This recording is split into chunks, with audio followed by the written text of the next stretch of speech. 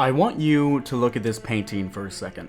There's a young boy, a doll, a glass door, and dozens of hands pressed against the other side. Nothing about this image is inherently violent. There's no blood, no monster, no jump scares, and yet, almost everyone who sees it agrees on one thing. Something just feels wrong. The doll doesn't look alive, the boy doesn't look comfortable, the hands don't look like they're trying to get out, they look like they're trying to get in. For years, people have claimed this painting causes nightmares. Some say that they get nauseous just looking at it. Others claim they watch the figures move when no one else was around. Parents refuse to let their children near the painting, and entire internet forums warn people to not stare at it for too long. This painting's title is The Hands Resistant, and somehow, this forgotten painting from 1972 has become one of the internet's very first cursed images. And it's not the only cursed thing on this list. Welcome to Tier 3 Part 2 of the American Urban Legend Iceberg. The painting was created by Bill Stoneham in 1972, and according to Stoneham, the painting was deeply personal. The boy is based on a childhood photograph of the artist himself. The doorway represents the boundary between reality and dreams, and the doll acts as a sort of guide between those two worlds. And the hands represent alternate lives or possibilities waiting behind the door. In other words, the painting was never intended to be haunted. It was just surrealist symbolism. But symbolism doesn't stop people from inventing ghost stories. After it was completed in 1972, the painting was exhibited in a gallery, and a newspaper critic reviewed it, and an actor purchased it. Then, the strange stories started appearing. One rumor claimed the critic who reviewed the painting died shortly afterwards. Another claimed the actor who bought it later died as well. These stories became attached to the painting decades later. And now, whether or not the painting had anything to do with those deaths, it probably didn't. But the cursed narrative had already begun. In 2000, everything changed. A California family listed the painting for sale on eBay. And that moment created the legend. Without that listing, almost no one today would know this painting even existed. But the family claimed that they had found it abandoned behind a brewery. Then they made a series of bizarre claims. They said their children were frightened by the painting. No shit. The figures moved at night. That's pretty creepy. The doll would leave the canvas and the boy would sometimes just disappear. And the characters in the painting would interact with one another after dark. Pretty creepy stuff. But most importantly, a motion-activated camera had captured evidence of the movement. It was early internet catnip. The listing also included a pretty strong warning that says the seller would tell people if you're sensitive to supernatural phenomena, you might experience strange reactions simply from viewing the image. Now, whether that was intentional or not, it was genius. Because now people weren't just looking at the painting, they were looking for something wrong. After the listing went viral, thousands of people visited the page. Then emails started. People claimed headaches, nausea, dizziness, panic attacks, and nightmares. A feeling of overwhelming dread after simply viewing the image. Some people claimed their computers malfunctioned, which plays into the electronics malfunction and any sign of anything paranormal.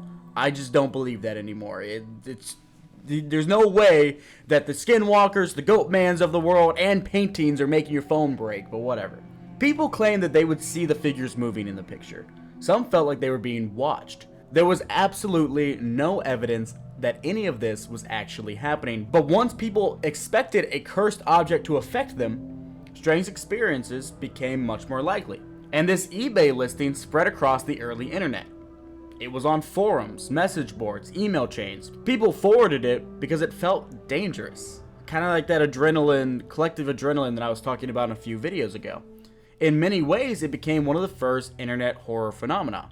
Not the very first horror story online, but it was certainly one of the first to become truly viral. The sellers also posted photographs supposedly showing changes in the painting. One image appeared to show the doll holding an object, another suggested the boy had moved. Others made it look like the two figures were interacting. The photos were grainy and ambiguous, perfect ghost story material, mind you. but nothing was clearly supernatural, which actually made them kind of more effective, because people could project whatever they wanted onto the image. Now, the auction itself had become famous, tens of thousands of people viewed the listing, news outlets picked up the story, and eventually the painting was sold for around $1,000. Which is a little weird to me, because if something became that viral, I would have expected it to sell for a lot more. But then again, I wouldn't want to spend thousands of dollars on a haunted painting either. Gallery owner Kim Smith purchased it, and he still owns it today. Bill Stoneham himself was completely shocked. For decades, no one cared about this painting. Then suddenly, it's one of the most famous pieces of artwork on the internet. Stoneham had consistently denied every supernatural claim. He explained the symbolism. He explained the inspiration. He basically said, guys, it's just a fucking painting. And the internet responded, that sounds exactly like something a haunted painting would say. One detail a lot of people seem to miss is that Stoneham actually painted sequels to this. The doll changes, the story evolves, and the boy ages throughout the series. Granted, no one talks about the later paintings. The original eBay legend completely overshadows them. The painting itself is still very creepy though, and it works because it triggers several psychological effects. The doll falls into the uncanny valley. The hands feel trapped. Also, their hands disembodied in the darkness, little creepy. The doorway creates a mystery. The facial expressions feel unnatural. Again, nothing is obviously wrong, but nothing feels right either. Also, the doll has black eyes. Black-eyed children, blah, blah, blah, blah, blah. I hate them, I hate them, I hate them. But most important part of this is that if you look at this painting with absolutely zero context, you'd probably just sit there and say, that's a fucking weird painting. But if someone tells you, yeah, people had nightmares after looking at this. People say it's cursed, it's super dangerous. Now your brain is looking at this weird painting and hunting for danger. The painting itself has not changed, but your expectations have. And that weaponizes the psychological effect, and from there the curse story just keeps expanding. People would claim deaths, illnesses, bad luck, paranormal experiences. Like so many other cursed objects we've covered, the evidence is basically non-existent, but by that point, it doesn't matter. The story is already entertaining enough, and like many other entries on this iceberg, it predates modern internet horror while also helping inspire it. It reminds me of Smile Dog, the old creepypasta, an image that's so disturbing that simply looking at it can drive you insane. Now, whether any of that's true, it's probably not. It's a really good story. This next topic, I have a very personal experience with. I've seen this thing many, many times. No lie. Whatever it was, it seemed to stalk me and some friends for almost, like 8 years now, I think. And one day I'll tell that story in full, but for now, we're just talking about Goatman. Goatman is a very famous American urban legend. He's usually portrayed as a demonic creature, and he's most famously associated with Old Alton Bridge, better known as Goatman's Bridge in Denton, Texas. Descriptions vary quite a bit. Usually he's depicted with the body of a man, goat legs, horns, glowing eyes, dark fur, extreme height, and unnatural strength. Sometimes he's basically just a satyr from Greek mythology. Other times he's much closer to a straight up demon. And that's the way I'd describe him. What I saw, it looked tall, really tall. You could make out the head and the horns. But it wasn't skinny by any means. It looked incredibly broad. Almost like a giant cloaked figure, except with horns. Probably around 7 feet tall, and anyways, again, I'll tell that story one day, but for now let's stick to the legend. Goat-human hybrids have appeared in mythology for thousands of years. Satyrs, fauns, Pan, Baphomet, many depictions of the devil. Western culture has long associated goat-like figures with wildness, temptation, evil, and the supernatural. So when Americans started inventing local monster stories, a Goatman was almost inevitable. There are also some really interesting Native American stories that resemble Goatman traditions. Much like Wendigos and Skinwalkers, some traditions hold that Goatman isn't something you're supposed to talk about directly. You're supposed to avoid saying the name altogether. use euphemisms instead, and whether you believe that or not, it's an interesting part of this folklore. The version most people know is Texas Goatman, and that legend centers on Old Alton Bridge in Denton, Texas. I've lived in Texas all my life, but believe it or not, I've actually never been to Goatman's Bridge. My experience all happened hours away. But the bridge itself is a real iron truss bridge built in 1884 that once connected Denton and Alton. There's a lot of famous stories attached to it. One of the most popular claims involves a black goat farmer who was supposedly murdered there by the Ku Klux Klan. Now, as far as historians can tell, there are no records supporting that story. It doesn't appear to be true, but even so, many people still describe Goatman as some kind of vengeful spirit. Others believe it's something much darker, a demon. Over the years, teenagers began daring one another to visit the bridge at night. Various rituals emerged, stories of cult activity, demonic presences, growls in the woods, heavy footsteps, and glowing eyes. Even tall figures watching from the tree line. One of the most common modern experiences usually involves cars. Visitors will claim their vehicles return covered in mysterious scratches. Some report strange handprints, objects inside the vehicle move, windows fog unexpectedly. Others swear they hear something running alongside their car through the darkness. And that's one of the reasons this legend survives. People keep adding new stories, new experiences, and new details. The folklore just keeps refreshing itself. Most paranormal investigators who visit the bridge describe Goatman as a demonic presence. Some even call it interdimensional, satanic. Whatever label they want to use, it doesn't matter, because Texas isn't the only place with a Goatman. There are actually several different versions. One of the oldest comes from Beltsville, Maryland. The Maryland Goatman is usually described as another massive goat-headed creature, except this one carries an axe, naturally.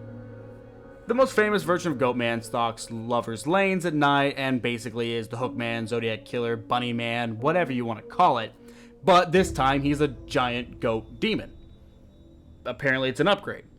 One version of the Maryland story claims Goatman was originally a scientist. Sorry, it's just so stupid. It's like a Spider-Man villain. But yeah, originally he was a scientist, an experiment went wrong, and he merged with a goat. Grabbed an axe, and wants everyone dead. Again, a Spider-Man supervillain. It's ridiculous. There's no evidence of any of this, mind you. There's also the Alabama Goatman story. And if you've never read Anasazi's Goatman story online, I'd highly recommend it.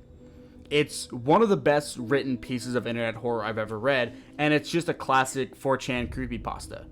Is it real? I don't know. Could it be? Well, that's kind of the fun part. And again, I've experienced things that remind me of stories like that. Now, whether you believe me or not, that's up to you. All I can say to you is, if you ever think you've found the Goatman, I'd recommend avoiding him. Late at night, on a rural Pennsylvania road, someone encounters a strange figure walking alone. The figure appears to be faceless, glowing green. He's silent, pale, and almost inhuman. Witnesses claim that he emerged from the darkness and wandered roads near abandoned tunnels and wooded areas. In some versions, he's a ghost. Others claim that he's radioactive. Some people believe that he's an escaped government experiment. Others insist that he's not even human at all. This figure eventually became known by the moniker Charlie No-Face, or the Green Man. The real Charlie No-Face was Raymond Theodore Robinson, born in 1910 in Beaver County, Pennsylvania. Unlike the legend, Robinson was not supernatural. He is simply a man who survived one of the most devastating accidents imaginable. On June 18, 1919, when Raymond was only 8 years old, he came into contact with an electrical line near the Mordado Bridge in Pennsylvania. Now, accounts will vary slightly. Some say he climbed a utility pole. Some say he was trying to look into a bird's nest. Some say that he reached towards the electrical equipment. Whatever happened, he came into contact with a high-voltage trolley line carrying somewhere between 11 and 22,000 volts. The result was pretty clearly catastrophic, and most people would have died instantly. However, Raymond survived. But his injuries were horrific. The electrical current destroyed most of his face. He lost both eyes, his nose, one arm, and had a significant amount of facial tissue destroyed. The damage permanently altered his appearance, evidently, and doctors weren't even sure he would survive. But somehow, he did. And remember, this was in 1919. There was no modern reconstructive surgery. Modern disability accommodations also did not exist. At least, they didn't exist like they do now. And attitudes towards people with severe disfigurements were nowhere near what they are today. Robinson spent most of his life dealing with people's reactions to his appearance. People stared, children became frightened, and most people simply couldn't process what they were seeing. Because of that, Robinson largely avoided being seen during the busy daylight hours. Instead, he developed a habit of taking long walks at night, especially along rural roads in Beaver County, Coppell, New Galilee, and the surrounding communities. But those nighttime walks accidentally created a legend. So, imagine this. You're a teenager in rural Pennsylvania in the 1940s or 50s, and as for why you're not fighting World War II, God only knows. But you're driving around a dark country road, maybe with your girlfriend, and your headlights suddenly illuminate a figure silently walking ahead. At first you think it's just some guy, then you get a little closer and you realize he has no face. You panic, you speed away, thinking you've just seen a monster or ghost or some creature. The next day you tell everyone at school and these stories spread.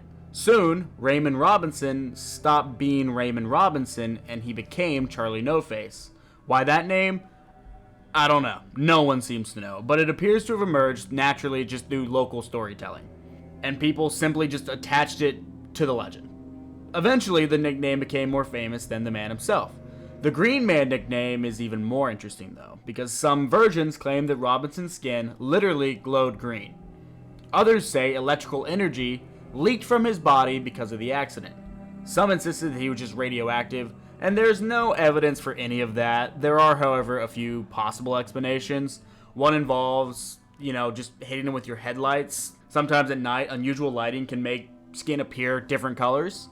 Another possibility is Western Pennsylvania's heavily industrial environment during the mid-20th century, where greenish lighting and reflections weren't completely uncommon. Or the glow was just added because people thought it was cool, or weird or creepy, whatever. And the most likely explanation is that he didn't even glow, and people were just either making it up or misremembering things. But monsters are just more memorable when they glow, I guess. Over time, Robinson became associated with tunnels and isolated roads. The most famous location today is often called the Green Man's Tunnel near South Beaver Township. Ironically, the tunnel didn't create the legend. The tunnel got attached to it later because it's a creepy tunnel. Monster stories and creepy tunnels just tend to go together. And I know I keep saying monster or creature throughout this story, and I mean absolutely no disrespect towards Mr. Robinson. I'm just describing what people thought they were seeing, and it's one of the more fascinating parts of the story. But one of the most fascinating parts of this story is that countless people actually met him. Charlie was not Mothman, he wasn't a Wendigo, he was just a real dude. Teenagers would deliberately drive out looking for him, and sometimes when they found him, they didn't run away. There's reports of people just having casual conversations with him, giving him cigarettes, giving him beer, which is pretty cool, taking photographs together, and apparently accounts consistently describe Robinson as a really friendly guy, polite, and incredibly patient with all the attention. And honestly, it just seems like he was a really nice guy. Think about how unusual that is. Most urban legends end with people running away from the monster. This one kind of ends with teenagers sitting beside him on the side of the road, sharing a beer. By the 50s and 60s, Robinson had become something of a local attraction. Groups of teenagers would drive specifically down rural Pennsylvania roads hoping to meet Charlie No Face. Word spread far beyond Beaver County, and people traveled from neighboring towns just to see him. Can you imagine? Can you imagine just for a second becoming a living urban legend during your own lifetime? Because that's essentially what happened.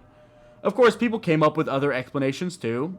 The government experiment story never fully died down. Some people believe that radiation gave him superpowers, which is interesting. And those theories were becoming more popular during the height of the Cold War. Then there was the ghost version. Some people claimed that he was never alive at all, and he was already dead. Again, a lot of younger people who encountered Robinson didn't see a man, they saw what they believed was a monster, or a ghost, or supernatural. Who knows? But here's the part of the story that always gets me specifically. Raymond Robinson was not hiding in the woods trying to scare people. He was not haunting tunnels. He was not stalking lonely roads. He was just trying to live his life.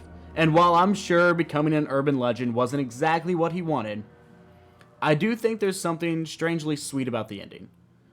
Because eventually people did stop treating him like a monster. Instead, they'd stop and talk, share a cigarette, offer him a beer, and just spend a little time with him. Somehow, the legend changed, and the monster became a friend. I think that's what makes this story so powerful. Despite everything that happened to him, Robinson did live a long life. He made crafts, he sold wallets and belts, and he spent time with his family. He remained part of his community until he died in 1985, at the age of 74. Okay, now we're on to a little more lighthearted one. The Super Bowl curse. And I'm a pretty big college football fan, as well as a fan of the NFL as well. Honestly, I just love football in general. I played it in high school, love it, great sport. Football also brings out a lot of crazy in people. I know I can get pretty crazy too, but the next one we're talking about is the Super Bowl curse. And the Super Bowl curse is really more of a collection of sports superstitions. Most of them hinge on the claim that success in the Super Bowl will then bring bad luck, injuries, failure, or disaster the following season. But this is more of a modern folklore phenomenon built from coincidence, fan psychology, media narratives, and of course, America's obsession with sports. So again, the legend is basically, you win the Super Bowl, next season, bad. Therefore, your team is cursed. That's it, that's the foundation. I'm gonna go ahead and say it right now, it's bullshit. It's total bullshit, it's not true. A lot of times people get into this weird mentality where they can't blame the actual reasons their team got worse. Instead, they blame curses and superstitions and all kind of dumb nonsense. And I'll tell you exactly why your team isn't as good after winning the Super Bowl. It's honestly not that complicated. First, your team probably spent a lot of money to get there. Okay? Contracts have to be renegotiated after the Super Bowl. A lot of players are on 1 or 2 year deals. Teams load up for one championship run all the time. Just this year, the Rams are trying to load up for another Super Bowl. The Dodgers did the same thing with grabbing Shohei Ohtani for $900 million effing dollars. Or $100 million, whatever it was, I don't remember. The Texas Rangers did it a few years ago trying to win a World Series, and it worked. Great time, Rangers fan, born into it. After your team reaches the top though, those contracts come due. Now those players have a Super Bowl ring to their resume and they're worth more money, so they're going to ask for more. And honestly, they deserve to. Most of them are not going to stay. This isn't a Golden State Warriors where everyone can take pay cuts just to keep the band together forever. Professional athletes want to maximize their careers. The NFL also has a salary cap. Your team only has so much money to dole out. You simply cannot keep everyone. Everyone has to leave. It happens all the time. Look at Tyreek Hill. Kansas City couldn't give him the contract he wanted, so he walked. Now he's at Miami. That's football. Or he was at Miami. He could be anywhere now. Maintaining success in the NFL is just incredibly difficult. Having a true dynasty is almost impossible. And I know that sounds funny because we just kind of lived through 2 of them. The Chiefs are arguably still in theirs, and Tom Brady is basically a football superhuman. Bill Belichick is a freaky genius, emphasis on the freaky, just a weirdo. But after a championship, players get older, coaches leave, coordinators get hired away, contracts expire, and injuries happen. Sometimes your schedule becomes harder, and every other team in the league will spend an entire offseason studying everything you did right. You can't just run the exact same offense every year and expect no one to figure it out. Fans see that decline and then immediately start looking for supernatural explanations, and honestly, they just watched your team reach the absolute pinnacle of the sport. Then the next season they're 9-8? That's not even a bad season, just not a championship season. So people start saying, we're cursed, the ball bounced the wrong way, the football gods hate us. I've been guilty of it. I'm a Texas A&M fan, it's all the time. And there's times where I believe it. But really, it's just the economics of trying to keep a championship roster together. That's hard, really hard. Honestly, it's one of the reasons there's so much more parity in college football right now. You don't have recruiting dynasties like you used to. Now schools can basically go buy a really good roster through NIL. Look at what Texas Tech is trying to do, and occasionally failing to do. That's another conversation. The Super Bowl curse is not real. Now the Madden curse, that one I believe a little more, and that's because some of the coincidences are just really weird. Michael Vick's on the cover, next thing you know, dogfighting. Vince Young was on the cover of Madden 08, then his NFL career tanked. There's just a lot of strange stories surrounding that one, still probably pure coincidence, but it's more interesting than the Super Bowl curse. Hodag, Hodag, Hodag. The Hodag is a legendary creature from Rhinelander, Wisconsin, first reported in 1893 by local lumberman and prankster Eugene Simon Shepard. It is usually described as a reptilian beast with horns, glowing eyes, sharp claws, and a large row of spikes running down its back. Today it serves as the unofficial mascot of Rhinelander and is one of the most famous pieces of American cryptid folklore. And unlike Bigfoot or Mothman, the Hodag has a birth certificate. We know exactly who created it. We know when, we know where, and yet the story survives anyways. So like I said, the Hodag is described as reptilian of sorts, almost dinosaur-like. Squat and muscular, covered in scales, glowing red eyes, bull-like horns, huge claws with spikes running down the back, and a very long tail. It looks less like a natural animal and more like someone combined a dinosaur, a dragon, a bull, and an alligator. And then they just really piss it off. Honestly, it's the exact kind of monster a lumberjack would invent after maybe having one too many drinks around the campfire. We've all been there. But the Hodag comes from late 19th century logging culture. Wisconsin's Northwoods were full of lumber camps, and lumber camps produce folklore consistently. Again, like I said in the last video, Wendigoon has a great video on this. It's called something like the Fearsome Critters. They're awesome. I love them. But loggers would spend months in these woods isolated, and to entertain themselves, they would invent stories around giant beasts, impossible animals, and supernatural creatures. This is where like Paul Bunyan becomes a thing. And basically this is North America's answer to medieval monsters, and the Hodag fits perfectly into that tradition. Everything starts with one man, Eugene Simon Shepard. Shepard was a surveyor, timber cruiser, and local character in Rhinelander. And let me tell you, he was a character. He loved practical jokes. A lot. In 1893, he announced that he had discovered a terrifying beast living in the woods. The creature was supposedly responsible for strange sounds, missing livestock, and unexplained disturbances. He called it the Hodag. According to Shepard's account, the Hodag was incredibly dangerous. It possessed enormous strength, vicious claws, and again, almost supernatural aggression. Shepard claimed the beast had terrorized the woods for years, so naturally, he assembled a hunting party. I don't know how he convinced everyone to go along with this, but apparently he did, and this was absolute newspaper gold. People loved it. They loved this story. Then it got even more ridiculous. According to Shepard, the hunters eventually found the creature. They tried shooting it, and that didn't work. The beast was just too dangerous, so they did the only logical thing. They used explosives. Yes, dynamite was used. The official story is that a bunch of Wisconsin lumberjacks hunted a monster and blew it up with explosives, which is amazing. And somehow, it gets even better from that. After the creature was destroyed, Shepard produced photographs of the remains. The images appear to show the corpse of some bizarre monster, so people were naturally pretty fascinated by this. Now, historians today believe that the body was an elaborate fabrication made from wood, animal hides, horns, and taxidermy materials. But at the time, people were intrigued. Now, if most people were in this situation, they would stop the hoax here. They achieved everything they wanted. They got their 15 minutes of fame, whatever. But not Mr. Shepard. No, he had a whole new plan.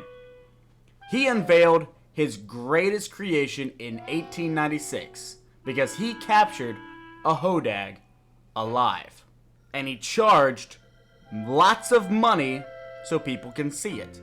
According to the witnesses, the creature moved, it growled, it blinked, it shifted around inside its enclosure, and people were amazed. Some people believed completely. Others were just a little skeptical, but eventually it came out that the living Hodag was actually a mechanical creation. Reports suggest that Shepard used wires, pulleys, and hidden operators to make it move. So essentially a 19th century animatronic monster. And it worked pretty well. People paid a lot of money to see it, newspapers covered it, and the Hodag was becoming famous. Which is actually really impressive for the bit. For the bit alone, you gotta respect the hustle. Like goodness, that's kind of badass. He built an entire animatronic in the 1890s to trick people into giving him money for a thing that never even existed. For fun, I guess, and money. That's funny. That's awesome. Hustle culture, kind of cool. Still messed up, don't lie to people, but whatever. Eventually, word spread of the Hodag, and it spread far enough that representatives connected with the Smithsonian wanted to examine the creature. Which is, of course, a bit of a problem, because unlike curious tourists, scientists would actually inspect the thing, like inspect the creature, and once they did, the game was over. So, Shepard, seeing the writing on the wall, admitted it was a hoax before things went any further. Now, normally, like a lot of these stories, that the story would die there, but it doesn't. It just keeps going and going in this one, which is incredible, because everyone was like, so it was a hoax. We love the Hodag. And the creature became part of the town's identity. So instead of killing the legend, the hoax almost made it stronger. And the Hodag is one of the most famous examples of a fearsome critter. And if you visit Rhinelander, it's everywhere. Statues, murals, signs, school mascots, souvenirs. The city essentially adopted its own hoax as an official mascot. So, we have to ask the question, was the Hodag real? No, it's not real. Obviously, with what I've just told you, it's a bullshit story a guy made up. It almost certainly never existed, but people will still tell the story. And honestly, that's kind of the point. It's also one of the earliest examples of cryptid tourism. Long before Mothman festivals or Bigfoot museums, Rhinelander figured out that people would absolutely travel to see a monster. Even if someone eventually learned that the monster is just a really committed prank. I really love this one, and I think at the end of the iceberg, I'm going to go through a tier list, and this one's definitely going to go in the funniest / silliest one, because it's so awesome, and it's the Fresno Nightcrawlers. The Fresno Nightcrawlers, sometimes called the Fresno Aliens, or simply Nightcrawlers, are strange, humanoid cryptids usually seen, you guessed it, around Fresno, California, beginning in the early 2000s. They are described as tall, white creatures consisting almost entirely of legs, with either a tiny torso or no torso at all. Their bizarre appearance is even stranger because of their walking motion, and they've made them one of the most famous cryptids of the internet era. And they don't look dangerous, they don't look predatory, they don't even look intelligent. They look like a walking pair of pants, and somehow that makes them even stranger. And really fucking funny. So everything begins in Fresno in 2007. A homeowner named Jose contacted a local television station after reviewing footage from one of his security cameras.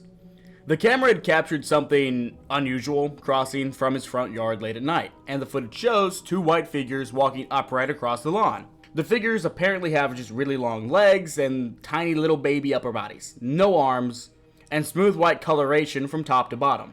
The clip only lasts a few seconds, but it immediately attracted attention. I'll play it here. The video is weird. Most cryptid footage suffers from the exact same problem. It's blurry, it's dark, it's far away, it's almost impossible to make out. But in this footage, you can see the creatures are fairly visible. Relatively speaking, of course. You can clearly make out their shape, but the problem is, that doesn't make any sense. Their shape doesn't make sense. The creatures appear to walk, or maybe stumble is a better word, but they move naturally despite lacking any obvious anatomy. It's difficult to compare them to any known animal. The most important part of this entire story is the way they move. It's not scary, it's just wrong. They seem to almost glide across the ground using these incredibly long strides. Some people compare it to walking on stilts. Others say it's puppets, animated fabric, stop-motion creatures, and personally, I think it looks like someone walking around in an oversized pair of pants, at least in the way they walk. Or maybe even someone trying to wade through waist-deep water. But whatever the explanation is, the movement is what made the footage famous. The video attracted local attention at first, but remained relatively obscure until paranormal researchers became interested. One of the first major investigators was Victor Camacho, who interviewed the homeowner and examined the footage. Camacho concluded that the witness seemed sincere. Again, kind of like we talked about the Dover Demon, that does not prove anything. But it does mean that the investigators didn't think he was fabricating the story. There's also an interesting Native American connection. Some researchers have pointed to similarities between the Nightcrawlers and certain figures found in Californian tribal legends. Specifically, some enthusiasts have compared them to artwork associated with the Yokuts, or other regional indigenous groups, depicting unusually shaped humanoid figures with long legs. Now, this connection is definitely debated. Some cryptid enthusiasts strongly emphasize it. Others think the similarities are pretty exaggerated. Then, there's the Yosemite footage. Now, several years after the Fresno video surfaced, another video appeared from the Yosemite area. It allegedly shows a very similar creature with the same unusual body shape and bizarre walking style. I'll play that footage here as well. Now, one video can easily be a fake. Two videos also can be fake, but at least it creates a pattern. And that doesn't make the creatures real, but it does make dismissing them a little more difficult.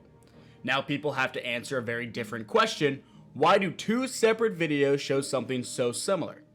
For believers, that became one of the strongest pieces of evidence. Many observers immediately compared the Nightcrawlers to extraterrestrials, not because they resemble little green aliens, they obviously don't, but because they seem just biologically impossible. Believers argue that if they aren't animals, and they aren't humans, then maybe there's something else entirely. It's one of the more popular paranormal explanations. Other people suggest that they're interdimensional beings, which just feels like aliens with extra steps, but whatever. Other theories include spiritual entities, ultra-terrestrials, don't know what that is, or visitors from another reality. Personally, I think those explanations are kind of boring. One of the most common skeptical explanations is that they're puppets, or marionettes, or fabric constructions. The shape certainly resembles a puppet, and to be fair, the way they move could fit that explanation. The problem is proving exactly how the hoax would have been accomplished. Several recreation attempts have been made, some of them are pretty convincing, others definitely aren't. None of them have completely settled the debate. Another explanation is CGI. I mean, this isn't from the 1800s, this is from 2007. Computer-generated effects absolutely existed back then, and some of them are very convincing. Look at Davy Jones. I think that was that 2007 or 2009? I don't know. Look at General Grievous, better example. 2005. That's fucking awesome.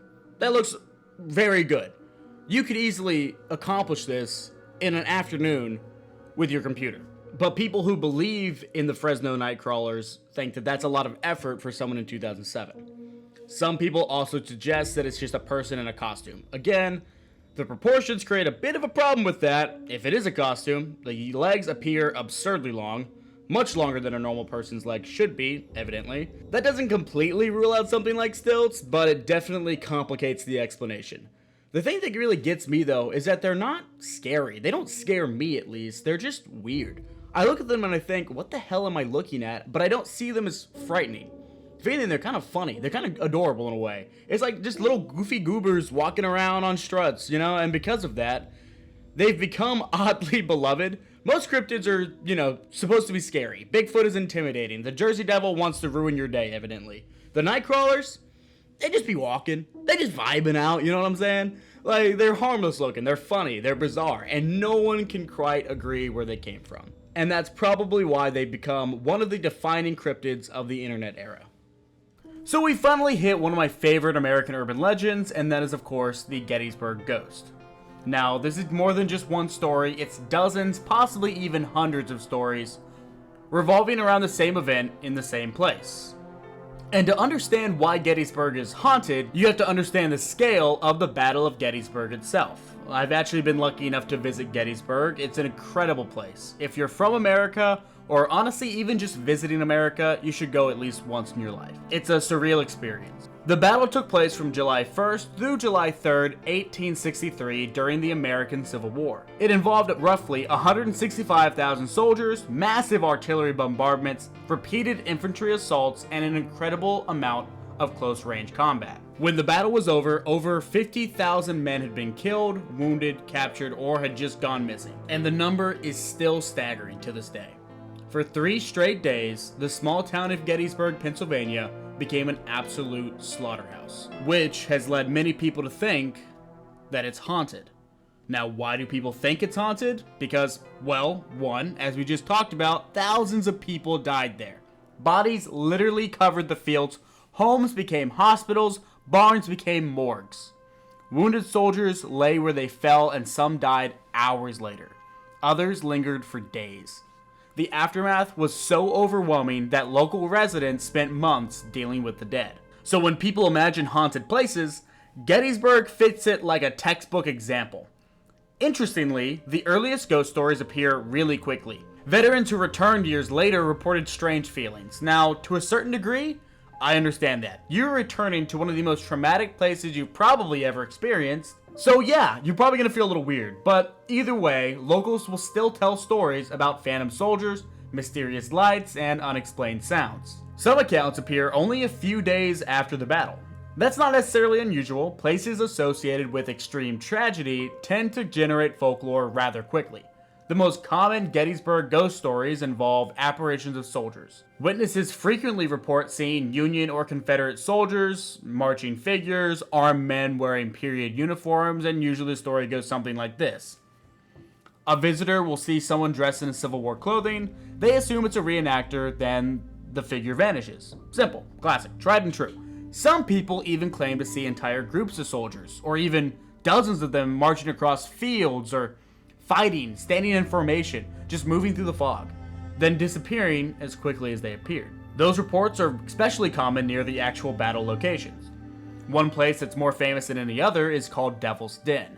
Devil's Den is a rocky outcropping that saw some of the fiercest fighting of the battle, and today, it's probably considered the most single haunted location on the battlefield. Many of Gettysburg's most famous ghost stories originate there. One particular apparition appears again and again. Witnesses will describe a barefoot man with long hair wearing ragged Confederate clothing. According to the stories, he'll approach visitors and calmly say, "What you're looking for is over there." He points somewhere and then vanishes. Different witnesses often describe the exact same figure despite not necessarily knowing the story beforehand, at least according to paranormal investigators. Gettysburg is also famous for ghost photographs. Visitors regularly claim to capture transparent figures, soldiers' faces, or just strange, unexplained shapes.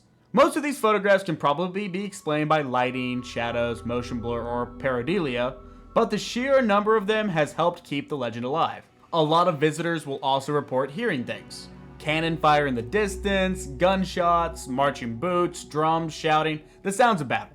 Often when there are no reenactments taking place. Some paranormal investigators call this a residual haunting, the idea of an event becoming so emotionally overwhelming that it somehow leaves an imprint on the location. Almost like a recording that keeps playing permanently. And that's actually one of the ghost theories that I subscribe to personally.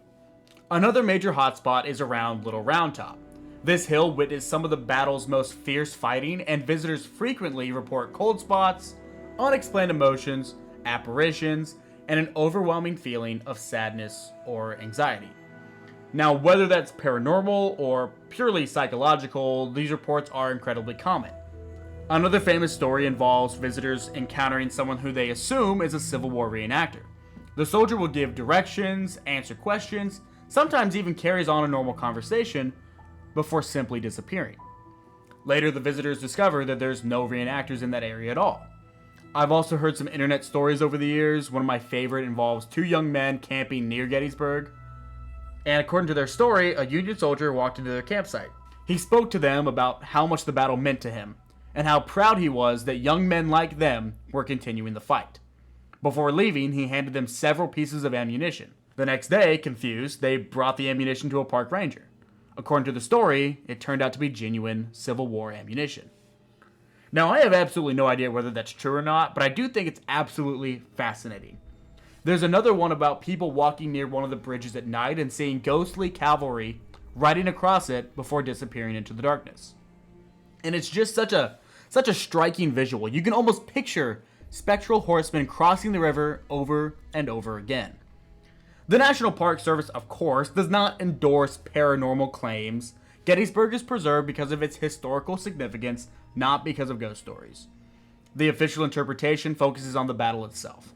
Ghost stories, however, survive through local folklore, paranormal tourism, and eyewitness accounts. Gettysburg experienced a major paranormal revival during the early 2000s. Shows like Ghost Hunters, Ghost Adventures, and countless documentaries featured the battlefield repeatedly. Millions of people suddenly became familiar with Gettysburg ghost stories. Ghost tourism exploded. What's interesting, though, is that Gettysburg is not unique at all. Many historical battlefields often receive similar experiences. People claim to see soldiers, hear marching, witness camps, hearing battle sounds, and part of that could simply be expectation. If you visit Gettysburg expecting ghost stories, your brain may interpret the ambiguous signs and sounds accordingly. There's also a strong psychological effect. You arrive already knowing that tens of thousands of people died there. This knowledge changes your perception. You naturally become more alert, more emotional, and more reflective. We've talked about it a lot, but your brain really does have the power to make you hear and see things that aren't necessarily there. Psychologists call this the expectancy effect, your brain searching for meaning. And I do remember having this exact kind of feeling when I visited. I stood on one of the observation towers overlooking the battlefield. And then later I climbed the Pennsylvania Monument overlooking the Union lines. Standing there, watching the wind move across those fields, I just felt overwhelmed. I knew what happened there. You realize that thousands of people, sons, fathers, brothers, died where you're standing. One thing that really struck me is that I'm from Texas myself, and driving through the battlefield, you eventually come across the Texas Monument. Later I learned that someone from my hometown had actually served as one of the Confederate officers during the battle. And whether you agree with the cause or not, that's not really the point. It's just surreal realizing that someone from the same place you grew up fought on those very fields. And the history suddenly felt very close. It's honestly kind of beautiful in a strange way. But anyways, little tangent over. Paranormal investigators have collected EVPs, thermal images, photographs, videos, recording all the usual stuff, but believers will see them as evidence and skeptics won't. Obviously. But even if you reject every single ghost story possible, Gettysburg remains unique. Most haunted places rely entirely on folklore. But Gettysburg, like many other battlefields, starts with a real horror. The battlefield does not need any embellishment.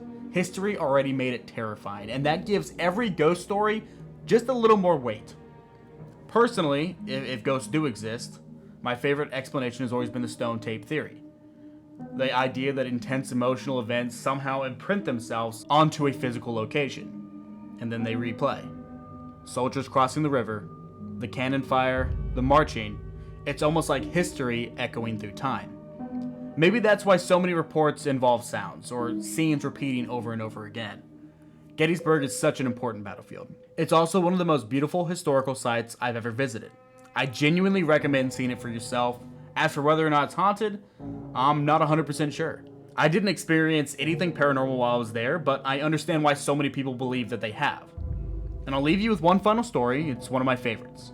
According to the legend, a group of visitors were riding an elevator inside one of the Gettysburg museums, or possibly one of the historical homes that had been converted into a museum.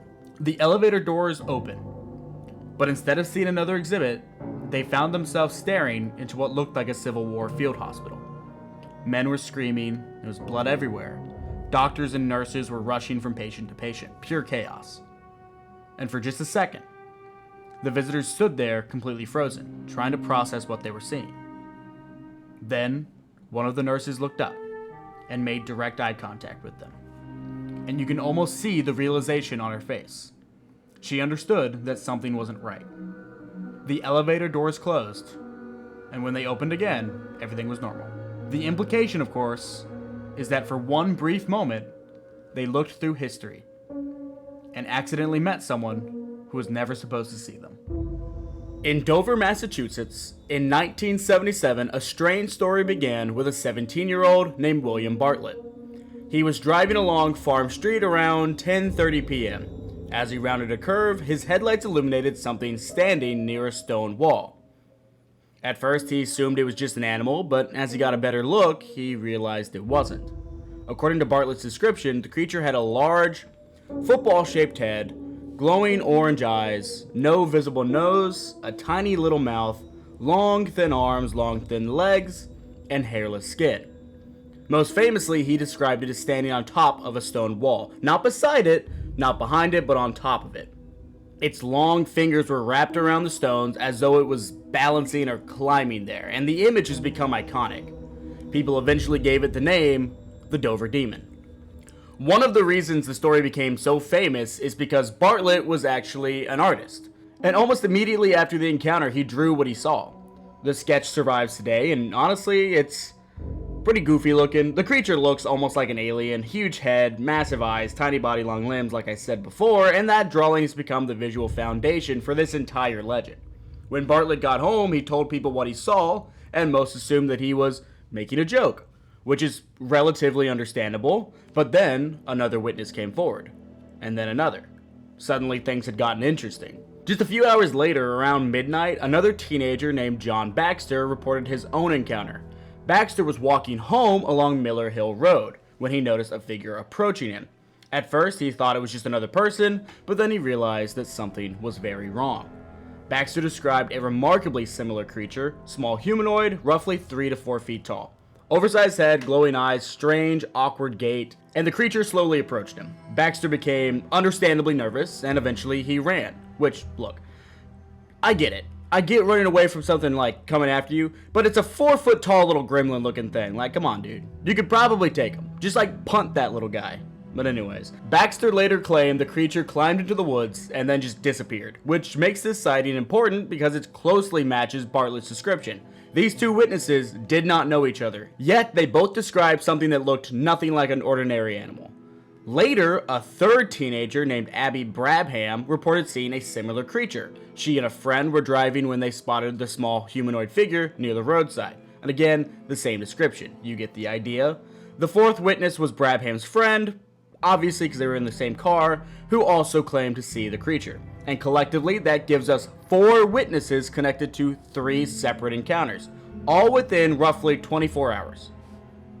And that's it. That's the whole case, which is actually the most unusual part of this. Most cryptid sightings accumulate over decades, but the Dover Demon was born over 1 weekend. So what exactly are we looking at here? Again, we combine all the witness descriptions, and the Dover Demon was again a little gremlin 4 foot tall with a football or watermelon shaped head, hairless peach colored skin, and then again all the long extremities. It looks remarkably similar to what we'd call maybe a gray alien, and that's one of the reasons the story has remained so popular. So was it an alien or a cryptid? Most researchers immediately noticed the similarities to classic alien descriptions. Again, the large head, the small body, really big eyes, that's just a classic alien trope. I probably have a picture on screen. So those same researchers think that the Dover Demon was not a cryptid, but some kind of extraterrestrial encounter, interpreted through local folklore. But again, as with most of these, a lot of people disagreed. One of the best known investigations was conducted by a cryptozoologist, Loren Coleman, and Coleman interviewed the witnesses and carefully examined the reports. Importantly, he concluded that the witnesses appeared sincere. Now, does that mean the creature was real? No. But it does mean that the investigators generally didn't believe the teenagers were intentionally making things up. There was an interesting explanation that was also proposed when I was researching this, that it was a young baby moose. And I'm taking that's very serious here. Skeptics have suggested that the unusual lighting combined with a juvenile, like super juvenile moose could create a bizarre silhouette. But the problem is, Massachusetts isn't really known for moose in the area. And honestly, the descriptions don't fully match particularly well. Other suggestions include a fawn, a calf, an injured deer, or just some hairless animal, kind of like the chupacabra in that regard. But again, the problem is consistency. The witnesses all described something distinctly humanoid, not just an oddly shaped animal. Some people have suggested that the whole thing was simply a prank. Teenagers do invent monsters all the time. I mean, we literally just talked about the Hodag, but no one ever confessed, and the witnesses maintained their stories for decades afterwards. But again, that doesn't actually prove anything. Like, that doesn't prove they saw a thing. It does weaken the prank explanation a little bit, especially considering that some of the witnesses didn't even know each other beforehand. The theory I find probably the most interesting, and not necessarily the correct one, is the extraterrestrial theory. The Dover Demon really does resemble the popular image of a gray alien, and some UFO researchers have suggested the creature was connected to some kind of alien encounter rather than a biological cryptid. Now, there's no strong evidence supporting this at all. Most of these don't have that strong of evidence anyways, but it is weird because it's only 1 weekend. If you think it'd be a cryptid, then it would stay in these woods probably for a long time, but it was just 1 weekend. Which reminds me a lot of the Hopkinsville encounter that we talked about a few episodes ago, where they were there, they're gone, and they haven't shown back up. But the timing of this whole thing helped. I mean, the late 70s were packed with UFO books, television specials, paranormal investigations, and cryptid stories. Maybe these teenagers really believed they saw something. Maybe they were just hoping for 15 seconds of fame. I don't know. One thing that absolutely matters, though, is that artwork. Those witness sketches are genuinely memorable, and they've probably been on screen for most of this section, or at least part of it. But without those drawings, the Dover Demon would have been forgotten completely. And again, what makes this story just so strange and why I just keep going back to that UFO explanation is nothing happened after these sightings. I mean, there's no major wave of encounters. Sure, there's a handful of later claims, but like, not that many. And for the most part, that was it. There's no bodies, no tracks, no nests, no continuing anything. It was just done. The most likely explanation is probably a misidentification, unusual lighting, a prank, or a simple fib, or maybe even psychological suggestion. None of these explanations perfectly account for every report, though, and maybe that's why the Dover Demon remains so interesting. Right now, I'm about to tell you one of the most influential and classic horror stories of all time. Late at night, a woman is driving home alone. She just got off work and she's trying to make it home to visit her family for the holidays. It's late, slightly foggy, and as she's driving, she notices another car pull behind her. She doesn't think much of it, the roads are full of cars, so she just keeps driving. Then, the car flashes its headlights, just once, and it makes her blink and kind of like, okay, whatever. But a few moments later, it happens again. This time, the high beams are blinding, and then again, now she's getting a little nervous. She speeds up.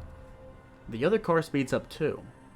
She then changes lanes, and it follows. Then the driver starts honking the horn again and again. The headlights continue flashing, and at this point, she's convinced that she's being followed. It turns into a full-blown chase. She starts running stop signs, driving well over the speed limit, and turning onto unfamiliar roads, doing everything she can to shake this person. She calls the police. They tell her that they can't get there in time, and instead they instruct her to drive straight to the nearest police station. She does. But the other car stays right behind her, flashing its headlights, honking its horn. Sometimes she even sees the person yelling out of their own window. She's convinced that she's about to be attacked. She finally pulls into the police station and she jumps out of the car screaming. The other driver jumps out too, but instead of attacking, he yells, "Get away from the car, get away from the car, there's someone in your back seat." She freezes. Officers then rush outside and surround both vehicles. The man throws his hands up in the air and shouts again, "There's someone in her back seat." The officers then go look inside, and they see a man slowly rise from the rear seat, holding a knife. The stranger chasing her had actually been trying to save her life the entire time, and every time the killer sat up, the other driver would flash his headlights, that sudden light startling the killer, causing him to duck back down. The entire chase had been one desperate attempt to keep the woman alive. This is one of the most classic horror stories, so much so that I've heard it millions of times, and I thought it was a true story for a very long time. It's been referenced in television, movies, video games, it's everywhere. Folklorists have traced back versions of this to the 1960s, although it almost certainly appeared before then, and it became especially popular during the 70s and 80s.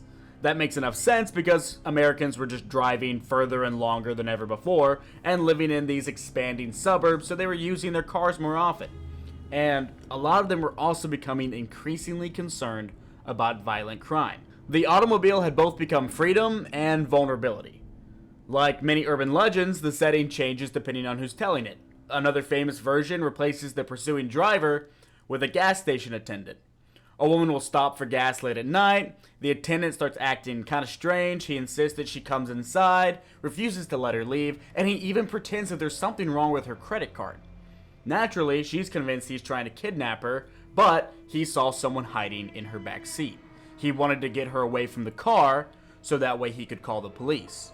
It's almost as famous as the original version, and there's another variation that replaces the car in the first story with just a massive semi-truck. Same structure, just it's a big truck driver this time instead of a normal car. There's another version where instead of going to a police station, the lady actually makes it home.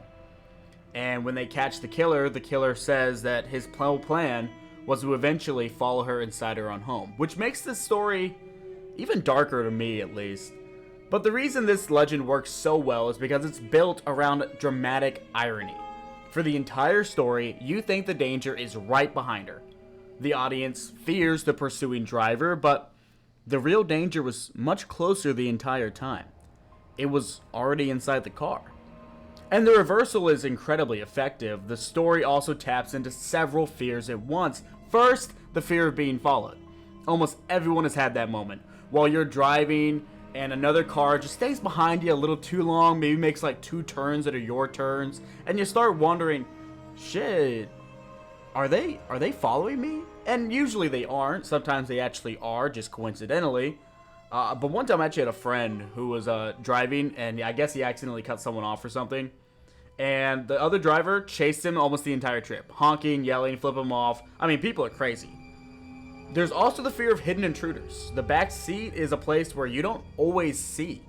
Even today, many people instinctively glance into their back seat before getting in, and honestly, I do it sometimes. Stories like this are the big reason why. There's also just misplaced trust. The woman spends the entire story fearing the wrong person. The stranger is actually just trying to help, but he's a villain in her mind. And the real villain is completely invisible to her. Psychologically, it's fascinating. Unlike many urban legends, this one is just very plausible. There have been real criminal cases involving attackers hiding inside vehicles, carjackers, kidnappers entering unlocked cars, people waiting in rear seats. There's no verified real-life case that exactly matches this legend, but folklorists generally classify it as an urban legend rather than a true crime. Funny enough, or not that funny I guess, but one of my coworkers was telling me a story just the other day. One of her neighbors in their apartment complex, well, he was going out to his car, and out of nowhere a mugger climbed out from underneath his car. He was waiting for him to get there. Pulls out a knife and says, "Give me everything you had." The story gets a little ridiculous because the neighbor's just like, "Dude, I don't have anything worth stealing." Like, he didn't carry cash. He's like, "You can have my cards, but they'll get canceled. I don't think you want my phone because it can track you." And the mugger got so frustrated, and this is where it's not funny. He ended up driving away, like he ran off and got in his car, drove away, but as he left, shot up the building. Like, just shot a few bullets out the side, and they shattered a window. No one was hurt, thank God, but it was crazy. Guy also got caught, by the way. It's pretty easy to get caught when you're driving a car with plates and you shoot a gun out the side, but whatever. But it's just a reminder that bizarre situations like this can really happen. It's one of the reasons this story has lasted for so long. It works as a great cautionary tale. Lock your doors. Check your back seat. Don't automatically assume you know someone's intentions, and stay aware of your surroundings. It's honestly just practical safety advice wrapped inside of a horror story, and its influence is everywhere. Stalker movies, slasher films, suspense thrillers, modern creepypastas, almost everyone recognizes this trope. Like most urban legends, it probably never happened, but it survives anyways, because it convinces you that the threat is somewhere behind you, when the real danger was only a few feet away the entire time. And after hearing this story, I guarantee the next time you get into your car, you'll probably check the back seat. So, for me personally, this next one is just so off-putting and creepy. I don't necessarily know why, but it just gets me. It makes my skin crawl. And it's a single television broadcast. Just a singular photograph, a missing persons notice. And that missing person's name was Joanna Lopez. That's it. Yet somehow, it's become one of the creepiest mysteries on the entire internet. Joanna Lopez is the name associated with a mysterious missing persons broadcast that was aired in Chicago during the late 1980s and then again in 1991. The broadcast consisted of a low-quality black and white photograph of a woman alongside a brief missing person notice and a telephone number. No explanation was provided, and no follow-up was ever aired. Decades later, internet researchers began investigating the case and discovered almost nothing. Today, Joanna Lopez has become one of the internet's most famous unsolved mysteries. Now, back in the day, before 24-hour broadcasting really became standard, local television stations would simply just end programming for the night. One such station was WMAQ TV in Chicago. In recordings from 1989 and again in 1991, viewers discovered a strange missing person slide that appeared after programming ended. The image showed a grainy black and white photograph. The name, of course, was Joanna Lopez, but there was nothing else really there. It just said a brief missing person notice and provided a phone number, but that was it. There was no age, no detailed physical description, no circumstances surrounding the disappearance, no explanation, nothing. The photograph is the only thing that we really have to go off of. And truth be told, it's terrible. It's not just low quality, it's almost unusably poor. The image is so heavily degraded that it's difficult to make out even basic facial features. And for years, people have tried to determine her age, her ethnicity, what she looked like, and they still do disagree. The quality is again so poor that some viewers initially assumed the image itself had been damaged, yet apparently this was the photograph the station chose to air, which is bizarre. If you're trying to help find a missing person, you'd think you'd use the clearest photograph you possibly had. But also, the picture just looks creepy. It instills, again, this weird fear in me, and I don't know why, it just does. The earliest known recording dates to January of 1989. The slide appeared during the station's overnight spin-off, and at the time, people probably thought nothing of it. Missing persons notice occasionally appeared on television. There's nothing supernatural about it. The mystery only emerged years later. Then researchers found another recording, this one from '91, and that's when things become even stranger because the exact same image appears again. Same low quality photograph, same basic information, which raises obvious questions. Why? If Joanna had already been missing for 2 years, why was the exact same notice still being aired? Was the station just simply reusing old material? Had the case been reopened? Did investigators receive new information perhaps? No one really knows. One of the biggest obstacles in the entire mystery is something I call the lost context problem. Modern research have only found fragments of the original broadcast, and we don't know who submitted the notice. We don't know who Joanna Lopez actually was. We don't know why the photograph was so bad. We also don't know whether or not she was found. We don't even know whether additional broadcasts even existed. A lot of television recordings from that era just weren't preserved.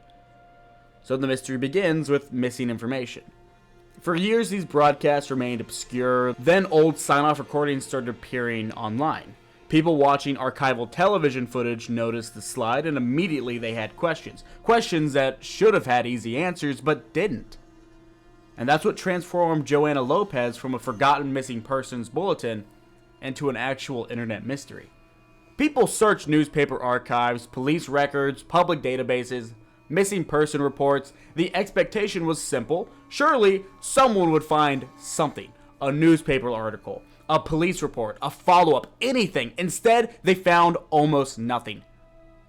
Think about it for a second. If someone was important enough to appear on this is not a small television network, a major television station's missing person bulletin, you'd expect at least some sort of record of them to survive. This wasn't that incredibly long ago.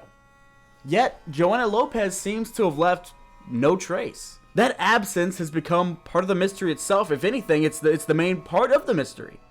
People weren't just investigating a disappearance anymore, they were investigating the disappearance of information. One of the biggest debates involves Joanna's age. Because the image quality is so bad, people can't agree. Some people think she was a teenager, others think that she was a young adult, and some people think that she was even older.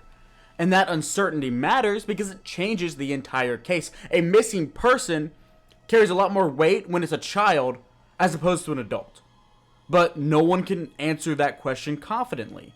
Researchers have also examined the telephone number shown on the broadcast, and it appears to connect to missing persons reporting systems used in Chicago at the time. At the very least, it suggests that the broadcast was legitimate. It wasn't a prank or anything. Someone genuinely wanted to help locate Joanna Lopez.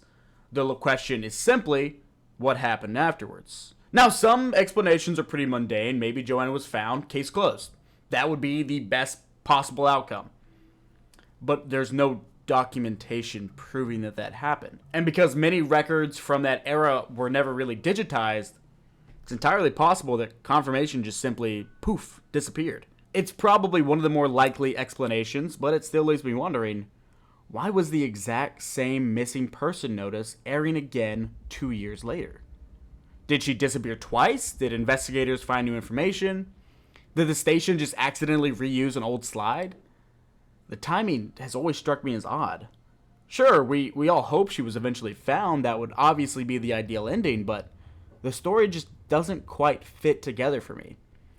People today assume every missing person case leaves behind some sort of digital trail, But again, it was the 1980s. Information did work differently, and records could all be local, temporary, and a lot of them are poorly archived or never digitized at all. And if you've ever tried organizing old records, you know how easily history can just disappear. Floods, fires, simple human error. Sometimes that's all it takes. There's another theory that suggests Joanna may have been a runaway or missing juvenile. Cases like that often receive intense attention at first, then just quietly disappear from public view once they're resolved. If that's what happened here, it could explain why the television bulletin existed while later records are difficult to locate. Again, it's plausible, but not proven. And that second 1991 broadcast still makes the whole thing feel different. Some of the darker theories include homicide, kidnapping, human trafficking, and even the odd government cover-up. There's absolutely no evidence supporting any of those ideas, but when information disappears, people fill in the gaps. And the less we know, the more possibilities that we imagine. Where Joanna Lopez becomes especially fascinating is how the original broadcast feels. It honestly looks like something out of an analog horror series. Grainy face, black screen, a television station signing off for the night, and one lonely missing person message. No explanation, no resolution.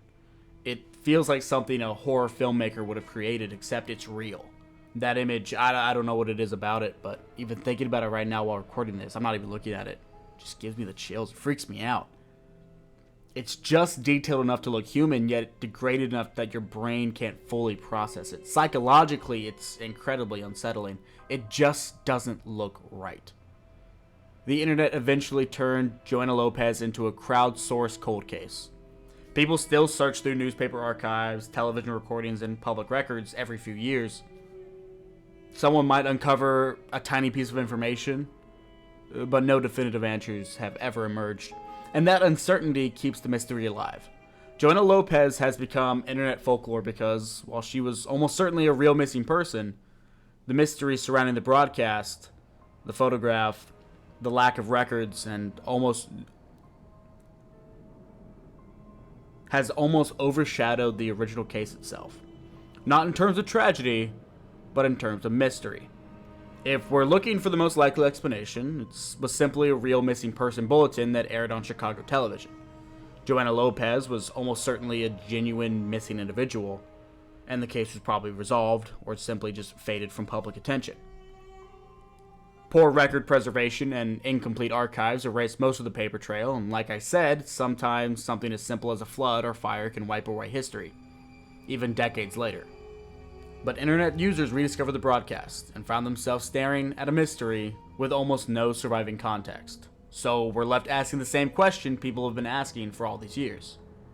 What happened to Joanna Lopez? Was she ever found? And why, after all this time, is there almost no information left behind? Okay, we have another sports legend here, and we have the Curse of the Bambino, and this one's pretty cool because I feel like it's a little more grounded than something like the Super Bowl curse. Still probably just a fun superstition, but it's a really good superstition. So the Curse of the Bambino was a superstition claiming that the Boston Red Sox were cursed after selling baseball superstar Babe Ruth to the New York Yankees in 1919. According to the legend, Boston's decision to sell Ruth doomed the franchise to decades of failure while simultaneously turning the Yankees into the most successful sports team in baseball history. For 86 years, the Red Sox failed to win another World Series while the Yankees won 26 of them. That's where the curse part comes into play. So if you don't know who Babe Ruth was, one of the most famous baseball players of all time. Seriously, I don't know anyone who doesn't know who Babe Ruth is. If you've watched any baseball whatsoever, you know who Babe Ruth is. He was an incredible pitcher, an incredible hitter. They've made movies about him. He's also known as the Sultan of SWAT. But it was signed by Babe Ruth! Yeah, you keep telling me that. Who is she? What? What? The Sultan of SWAT! The King of Crash! The Colossus of Clout! The Colossus of Clout! Babe Ruth! The Great Bambino! Babe Ruth joined the Red Sox in 1914 as a pitcher, and he was incredible. During his Boston years, the Red Sox won the World Series in 1915, 1916, and 1918. At the time, Boston was the dominant force in baseball, but no one could have imagined what was about to happen. In December of 1919, Red Sox owner Harry Frazee sold Babe Ruth to the New York Yankees for approximately $100,000 plus a loan arrangement. The move was obviously pretty controversial. Think the Knicks trading away Luka, if you're a sports fan. I think that's the closest modern comparison. Even at the time, people knew Babe Ruth was special. The popular claim is that Frazee sold Ruth in order to help finance a Broadway production. That comes from the loan arrangement, which is honestly really funny to me. Historians argue the situation was a little more complicated than the myth suggests, but the public remembered one thing: Boston sold the Babe. And from there, the legend basically writes itself. The idea behind the curse is so simple. Boston betrayed Babe Ruth, so the baseball gods punished Boston for it, and the timing was almost too perfect.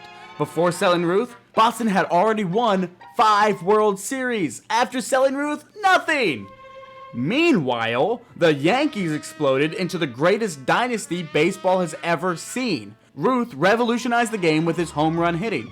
The Yankees became the sport's most successful franchise, and every Yankees championship felt like another reminder of Boston's mistake. Now, the important part is that the Red Sox weren't bad. They were actually competitive for most of those 86 years. They often had excellent teams, but they never won the World Series. Year after year, decade after decade, the heartbreak just kept piling up. Eventually, fans stopped looking for baseball explanations and started looking for supernatural ones. Because how do you put that many great teams on the field and never finish the job? Like I said, there's Super Bowl one. I'm a Texas A&M fan. Yes, you can field many good teams and never win a national fucking championship. Anyways, one of the earliest heartbreaks came in 1946 in the World Series, where Boston finally made it out. Fans believed the drought was finally over, but instead, they lost to the St. Louis Cardinals in 7 games. Another opportunity gone. Then, in 1967, year of the Dogman, by the way, the famous Impossible Dream season, led by, Jesus Christ, Carl Yastrzemski. Yastrzemski. Can you tell I'm not a really big MLB guy? Anyways, the Red Sox shocked baseball by reaching the World Series. The city was electric. Then, they lost in 7 games again. So the curse narrative only grows stronger. In 1975, one of the greatest World Series was ever played. Cincinnati Reds, Boston Red Sox. Boston produced one of the most iconic moments in baseball history: Carlton Fisk waving his Game 6 home run fair. It felt magical. Then Boston lost in Game 7 again. 3 different Game 7 heartbreaks. And now we get to the most famous chapter of them all. In 1986, the Boston Red Sox versus the New York Mets. Boston was one strike away from finally ending the drought. But then everything fell apart. Late in Game 6, the Mets mounted an unbelievable comeback. The game went into extra innings, and then one of the most famous plays in sports history happened: the Buckner error. A routine ground ball rolled between first baseman Bill Buckner, and instead of making the play, the ball went right through his legs. The Mets scored, they won Game 6, then they won Game 7. And for many fans, this became the defining image of the curse. Not because Buckner caused the curse, but because it just felt impossible. The kind of thing that could only happen to a cursed team. And the sad part is Bill Buckner actually had a really good baseball career, but for decades, people remembered him for that exact play. He became the human face of the curse of the Bambino. By the 90s, the curse of the Bambino wasn't just a sports superstition anymore. It became a cultural phenomenon. Books were written, documentaries were filmed, even people who didn't watch baseball knew of the story. Then in 2003, the American League Championship Series, Boston versus New York. Game 7, extra innings, everything on the line.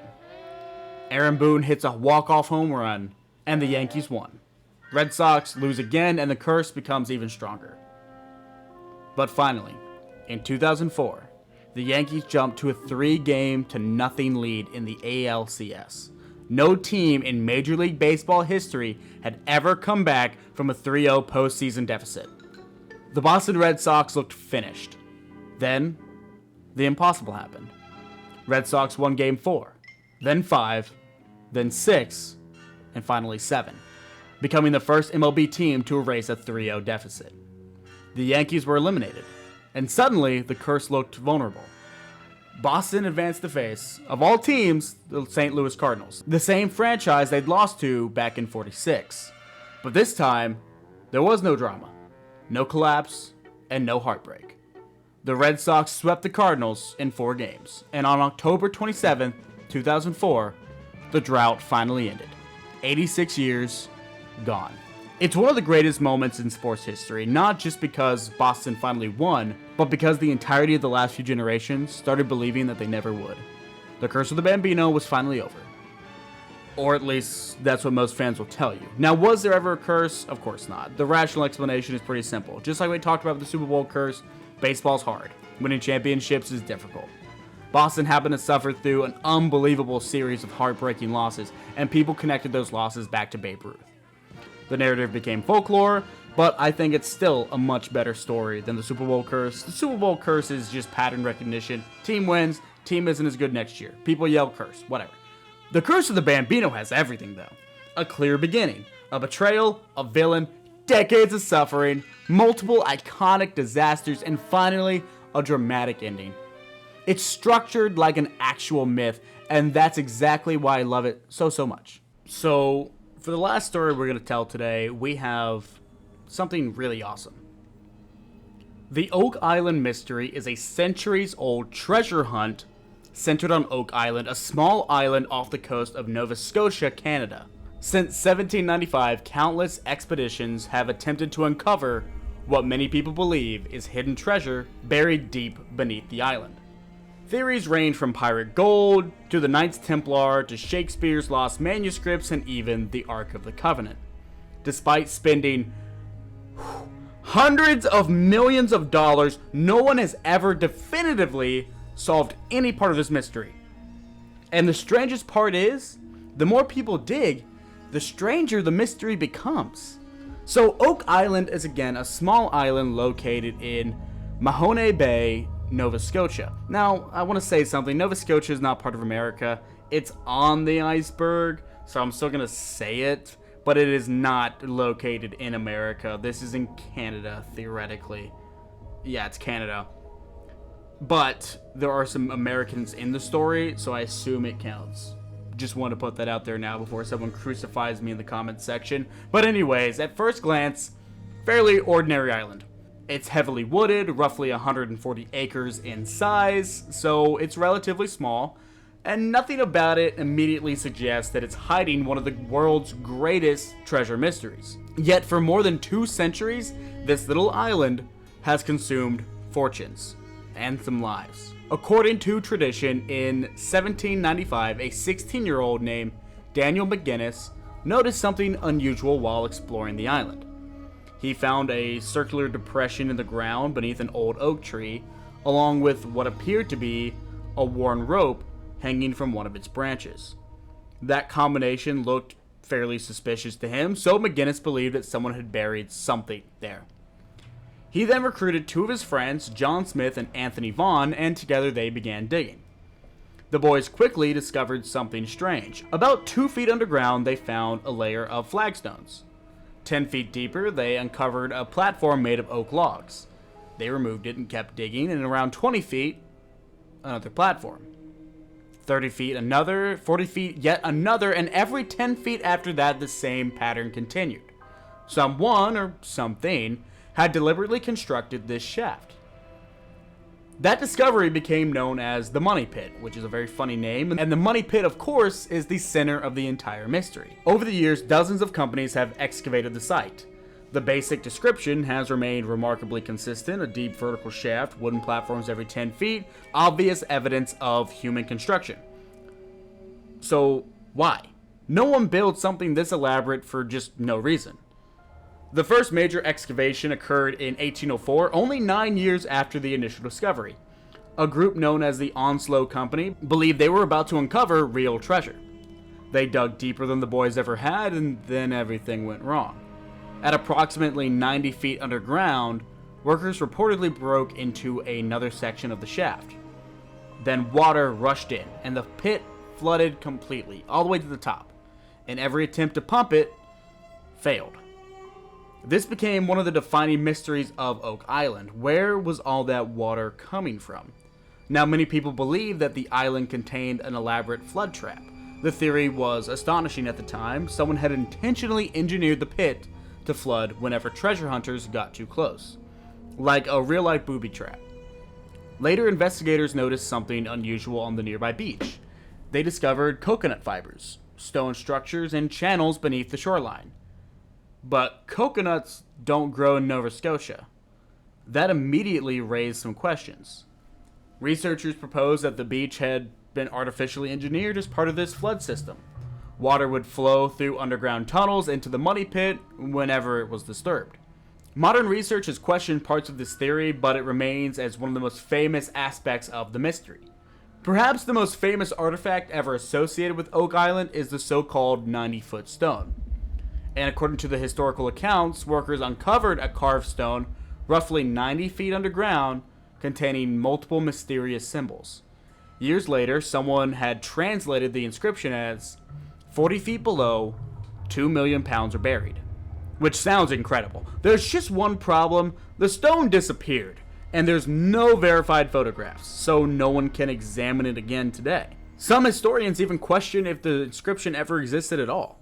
Maybe it was genuine, maybe it was exaggerated, or maybe someone completely made up the story to spice it up a little. So when people hear that, they immediately blame pirates, specifically Captain William Kidd. Legend says that Captain Kidd buried enormous treasure somewhere along the Atlantic coast before his execution.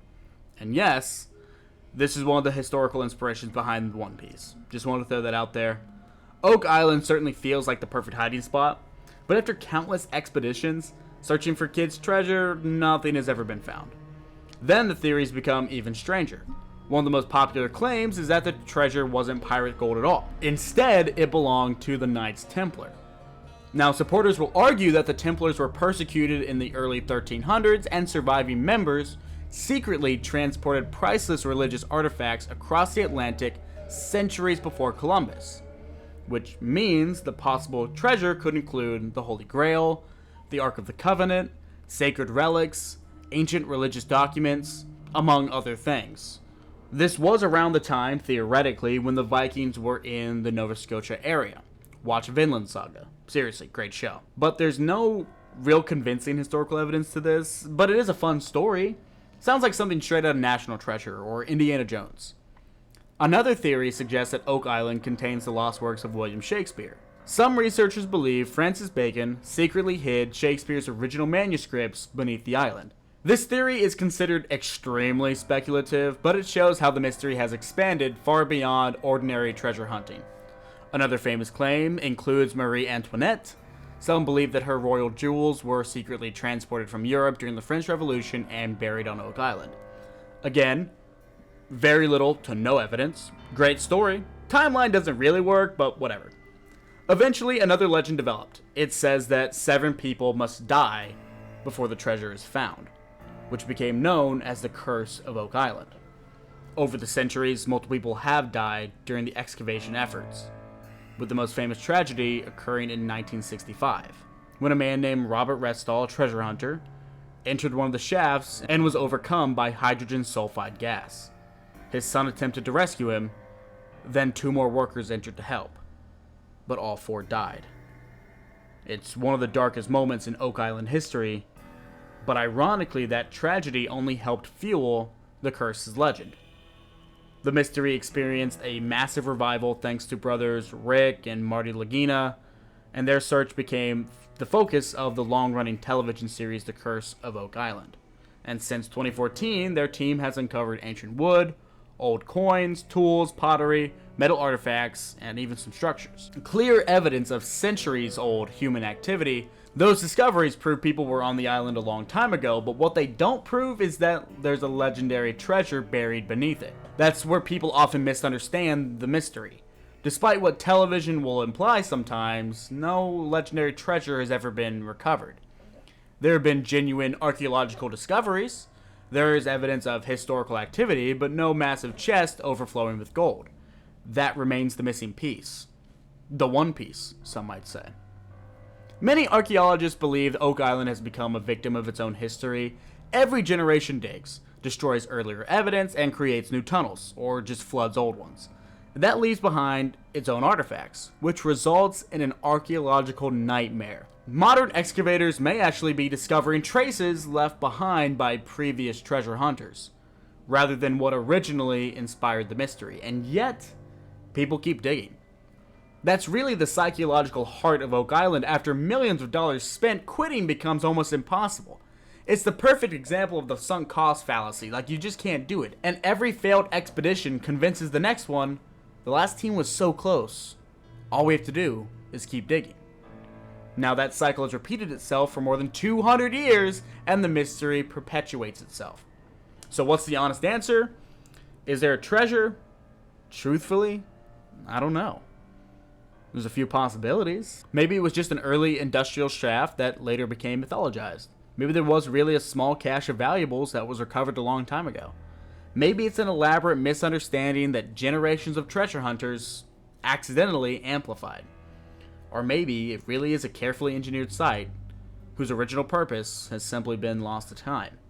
Right now, there's no definitive evidence proving pirate treasure, Knights Templar relics, or any other legendary riches lie beneath Oak Island. But there's just enough genuine mystery to keep people digging. And who knows? Maybe someday, someone will find something. And with that, we have concluded Tier 3 of the American Urban Legend Iceberg. It was a blast. We covered such a wide variety of urban legends this time, and I really had a blast researching them and recording this and editing this video.